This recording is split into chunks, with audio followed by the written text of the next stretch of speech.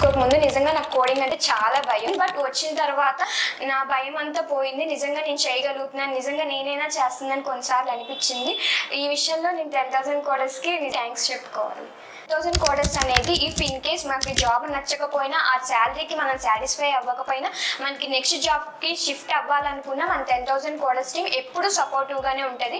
ఖచ్చితంగా ఒక placement provide చేసిన తర్వాత మా దగ్గర లిమిటెడ్ ఉన్నాయి అని మాత్రం మన 10,000 టీమ్ మెంబర్స్ ఎప్పుడు మనకి చెప్పరు. 3 monthsలో కోడింగ్ కంప్లీట్ చేస్తారు, ఫ్రంట్ డెవలప్మెంట్ నేర్పిస్తారు. ఫస్ట్ నేను నమ్మలేదు, అంత ఈజీగా ఎందుకు నేర్చుకుంటాం. 4 years కష్టపడి బీటెక్ చేసినప్పుడే మనకి బేసిక్ మినిమం నాలెడ్జ్ మాత్రమే ఉంది. బట్ 3 monthsలో మనం ఎలా కోడింగ్ నేర్చుకుంటాం అనే డౌట్ నాకు ఫస్ట్ ఖచ్చితంగా వచ్చింది. బట్ అలా ట్రై చేసి నేను 3 months కోడింగ్ మీద ఫుల్ కాన్సన్ట్రేట్ చేశాను, ఎక్సర్సైజ్ చూపించాను. Sir congratulations Bhavyasri. Thank you sir. నా పేరు భవ్యశ్రీ. నేను బేసికల్లీ విజయవాడ నుంచి వచ్చాను. నా గ్రాడ్యుయేషన్ అనేది నేను తిరుపతిలో కంప్లీట్ చేశాను. B Tech ECE background. And B Tech complete అయిన తర్వాత నేను ప్లేస్మెంట్స్లో నాకు ఎనీ ఆఫర్ రాలేదు. సో దాని తర్వాత నేను ఇన్స్టిట్యూట్లో ట్రైనింగ్ తీసుకుందామని డిసైడ్ అయ్యాను. ఆన్ ద ప్రాసెస్లో నాకు 10,000 కోడర్స్ అనేది కనపడింది. 10,000 కోడర్స్ నాకు ఫస్ట్ నేను ఇన్స్టాగ్రామ్లో సెర్చ్ చేస్తున్నాను ఏది బెస్ట్ ఇన్స్టిట్యూట్ అని. నేను ఒక కంపెనీది పోస్ట్ చూసాను. ఆ పోస్ట్లో కింద కామెంట్స్లో ఏది బెస్ట్ అని డిస్కషన్ జరుగుతూ ఉంది ఇన్స్టిట్యూట్స్లో. సో కొంతమంది రిఫర్ చేశారు 10K కోడర్స్ని సజెస్ట్ చేయండి, ఇది బెస్ట్ అని చెప్పి. తర్వాత నేను మా ఫ్రెండ్కి ఫార్వర్డ్ చేశాను సేమ్ థింగ్. అండ్ దెన్ మేము ఇన్స్టాగ్రామ్ ద్వారా సురేష్ సార్కి కాంటాక్ట్ అయ్యాము, ఇన్ఫర్మేషన్ తెలుసుకున్నాము 10K కోడర్స్ గురించి. సో ఇది బెస్ట్ అనిపించి డెమో క్లాసెస్ వినిన తర్వాత మేము ఇక్కడికి వచ్చి జాయిన్ అయ్యాము. 10,000 కోడర్స్లో జాయిన్ అవ్వాలా వద్దా అని మిమ్మల్ని ఎవరైనా అడిగారు అనుకోండి, వాళ్ళకి మీరేం సజెస్ట్ చేస్తారు, ఎలా చెప్తారు?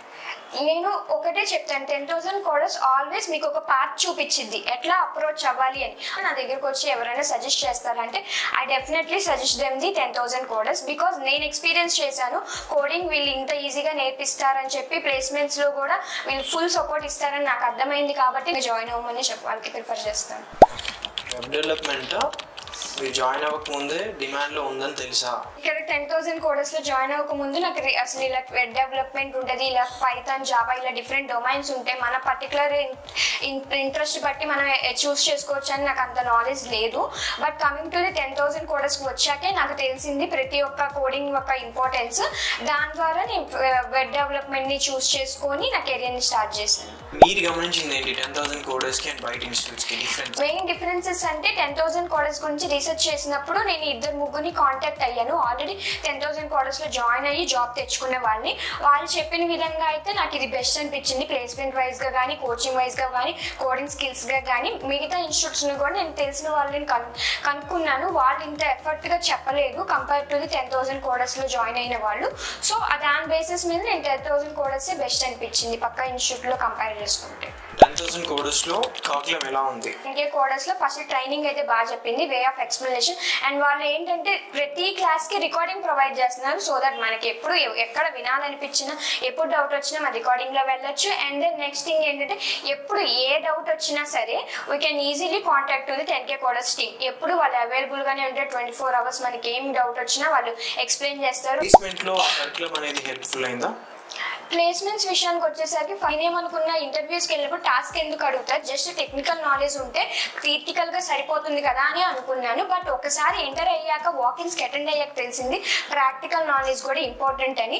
నేను ముందు టాస్క్లు చేయడం వల్లే నేను వాళ్ళు అడిగిన దానికి కోడింగ్ చేసి చూపించగలిగాను. సో నేను నిజంగా చెప్తున్నాను, ఖచ్చితంగా మనం ప్రాక్టికల్ నాలెడ్జ్ ఉంటేనే చేయగలమని నా ప్లేస్కి వెళ్ళాకే ఈ విషయం బాగా అర్థమైంది. సో లైవ్ ప్రాజెక్ట్స్ అనేవి ఇచ్చారా, మీరు చేశారా లైవ్ ప్రాజెక్ట్స్? 10,000 కోడర్స్లో మనకు ఒకసారి ట్రైనింగ్ కంప్లీట్ అయ్యాక they definitely focus on the live projects. దానివల్ల మనకి ఏ ఇంటర్వ్యూకి అటెండ్ అయినా మోస్ట్ ఆఫ్ ది టాస్క్స్ అనేవి మనం చేసే ప్రాజెక్ట్స్కి రిలేటెడ్ అయి ఉంటాయి. సో దెన్ మనం అక్కడ ఇంటర్వ్యూకి వెళ్ళిన వెంటనే ఈజీగా మనం ఆల్రెడీ చేసి ఉంటాం కాబట్టి లైవ్ ప్రాజెక్ట్స్ అవి చాలా యూస్ఫుల్ అయ్యాయి. అండ్ కంపెనీకి ఒకసారి అటెండ్ అయిన తర్వాత, ఆ జాబ్ వచ్చిన తర్వాత కూడా సేమ్ డొమైన్ ఆఫ్ ప్రాజెక్ట్స్ ఉంటాయి కాబట్టి మనం ఈజీగా దాన్ని అండర్స్టాండ్ చేసుకొని ఫర్దర్గా మూవ్ అవ్వడానికి యూస్ఫుల్ అవుతుంది.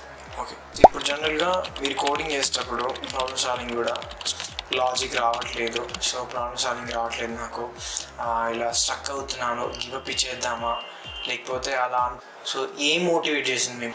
ఫస్ట్ ఆఫ్ ఆల్ ఇక్కడికి 10K కోడర్స్లో జాయిన్ అయిన తర్వాత ఫస్ట్ నేను నేర్చుకుంటున్నప్పుడు చాలా ఇబ్బంది పడేదాన్ని. ఏదైనా ఆన్సర్ చేయాలన్నా, లాజికల్గా ఏమైనా రాయాలంటే, మెయిన్లీ టాస్క్ చేయాలంటే నాకు ఫస్ట్ ఆఫ్ ఆల్ ఎట్లా చేయాలి, ఎట్లా అప్రోచ్ అవ్వాలనేది కూడా నాకు అర్థమయ్యేది కాదు. గివ్ అప్ ఇచ్చేదాన్ని. లేటర్ ఆన్ ప్రతి ఒక్కరు వాట్సాప్ గ్రూప్లో వాళ్ళు చేసిన పర్ఫార్మెన్స్ పెడుతున్నప్పుడు నాకు కొంచెం గిల్టీగా అనిపించింది.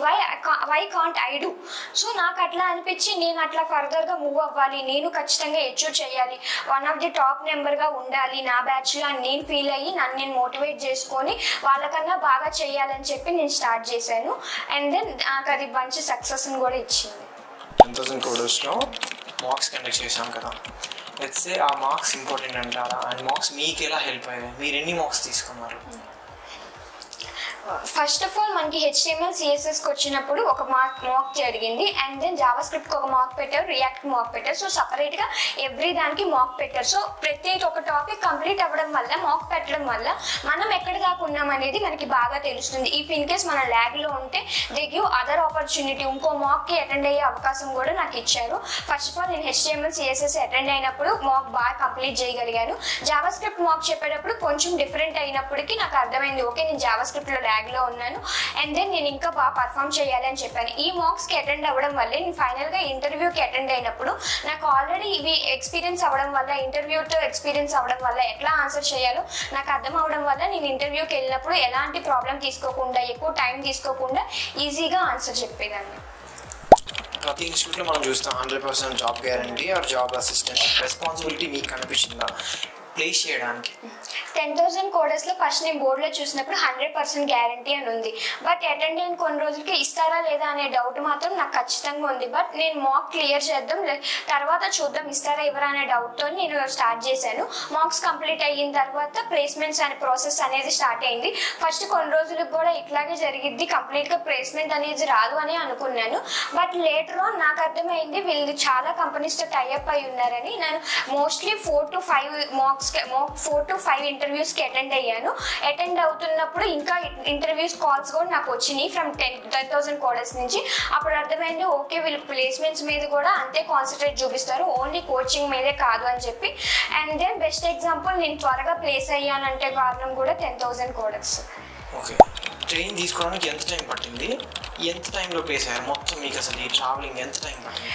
నాకు టోటల్గా ఈ ట్రావెలింగ్ మొత్తం ఈ ఫ్రంట్ ఎండ్ డెవలపర్ నేర్చుకోవడానికి యాజ్ వెల్ యాజ్ నాకు జాబ్ రావడానికి కూడా మొత్తం ప్రాసెస్ అనేది 4.5 to 5 monthsలో కంప్లీట్ అయిపోయింది.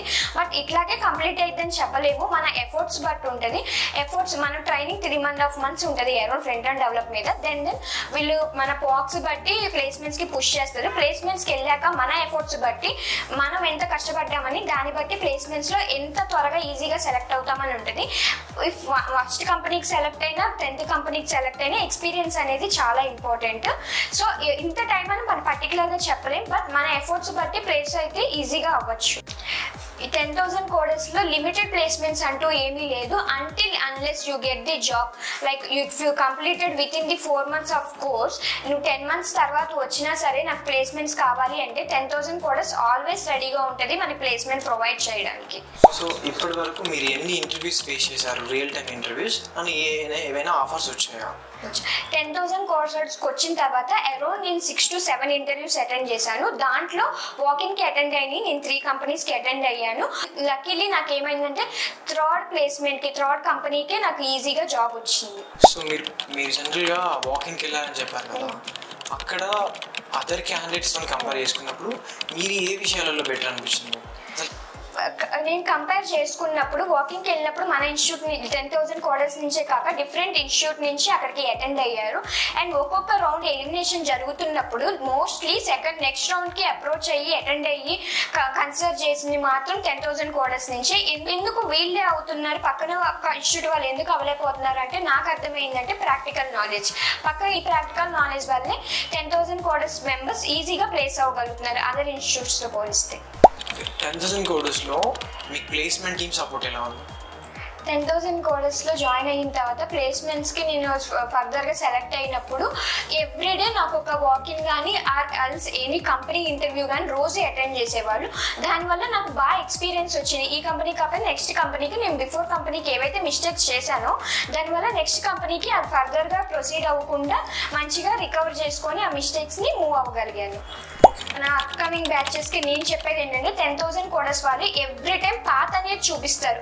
ఆ పాత్కి రీచ్ అవ్వాల్సిన రెస్పాన్సిబిలిటీ మాత్రం మనదే. వాళ్ళు ఎవ్రీ టైం గైడ్ చేయగలుగుతారు, బట్ ఏం చేస్తున్నారా అని చూసుకోవాల్సింది మాత్రం మన చేతుల్లోనే ఉంటుంది. కాబట్టి ఎప్పుడు ఏ డౌట్ వచ్చినా ఎక్కడ ఆగిపోయినా ఏమి డల్ అవ్వకుండా లో అవ్వకుండా ఖచ్చితంగా టీమ్ని అప్రోచ్ అయ్యి నెక్స్ట్ ఫర్దర్గా ఏం చేయాలో కనుక్కొని ముందుకు అప్రోచ్ అవ్వడం నాకు బెస్ట్ అని నా ఫీలింగ్. 10,000 టీమ్ వాళ్ళు ఫస్ట్ ఫ్రెషర్స్కి లైవ్ ప్రాజెక్ట్స్ ఇవ్వడం వల్ల ఫస్ట్ నాకు చాలా భయం వేసింది. ఎందుకు ఇలాంటి ప్రాజెక్ట్స్ డిఫికల్ట్గా అనిపించింది నాకు, ఎందుకు ఇలా ఇవ్వడం, చేయగలమా, మనం కంప్లీట్ చేయగలమా అని. బట్ నేను ఒక్కసారి ఇంటర్వ్యూస్కి అటెండ్ అయిన తర్వాత they mostly asking about the live projects. దానివల్ల నాకు బాగా ఎక్స్పీరియన్స్ వచ్చింది. సో నేను ఇప్పుడు కంపెనీకి వెళ్ళినా సరే వాళ్ళు ఇచ్చే లైవ్ ప్రాజెక్ట్స్ని నాకున్న ఎక్స్పీరియన్స్ వల్ల నేను ఈజీగా గ్రాప్స్ చేసుకొని దాన్ని కంప్లీట్ చేయగలుగుతున్నాను. 10,000 కోడర్స్ గురించి ఒక్క లైన్లో నేను చెప్పాలంటే best part to choose your career. In case మీకు కోడింగ్ లేకపోయినా ఎనీ బ్యాక్గ్రౌండ్ నుంచి వచ్చినా సరే మీరు ఖచ్చితంగా నేను కోడింగ్ నేర్చుకొని ఐటీ సైడ్ వెళ్ళాలి అనుకుంటే నేను ఖచ్చితంగా 10,000 కోడర్స్ని ప్రిఫర్ చేస్తాను. మీరు ఏ బ్యాక్గ్రౌండ్ నుంచి వచ్చినా సరే కెరియర్ గ్యాప్ ఉన్నా సరే వాళ్ళు ఎప్పుడూ సపోర్ట్ చేస్తూనే ఉంటారు అంటిల్ ఎల్ఎస్ మీకు జాబ్ వచ్చే వరకు. కమ్యూనికేషన్ సెషన్స్ కానీ క్లాసెస్ కానీ ఎలా యూజ్ చేయాలి మీకు? 10,000 కోడర్స్ వాళ్ళు కమ్యూనికేషన్ క్లాసెస్ ప్రొవైడ్ చేసినప్పుడు ఫస్ట్ కమ్యూనికేషన్ అంత ఇంపార్టెంట్ అనే డౌట్ అయితే నాకు వచ్చింది. ఒకసారి కమ్యూనికేషన్ క్లాసెస్కి విని నా కమ్యూనికేషన్ నేను ఇంప్రూవ్ చేసుకొని 10,000 కోడర్స్ టీమ్ వాళ్ళు ప్రొవైడ్ చేసిన మార్క్స్ అండ్ కమ్యూనికేషన్ క్లియరెన్స్ తెచ్చుకున్న తర్వాత వాకిన్స్కి అటెండ్ అయినప్పుడు మెయిన్లీ వాకిన్స్లో అయితే communication direct face to face మాట్లాడాలన్న కమ్యూనికేషన్ స్కిల్స్ అనేది చాలా ఇంపార్టెంట్. ఈ విషయంలో నేను కృష్ణ సార్కి చాలా థ్యాంక్ఫుల్గా ఉంటాను. నాకు ఎవ్రీ టైం గైడ్ చేశారు.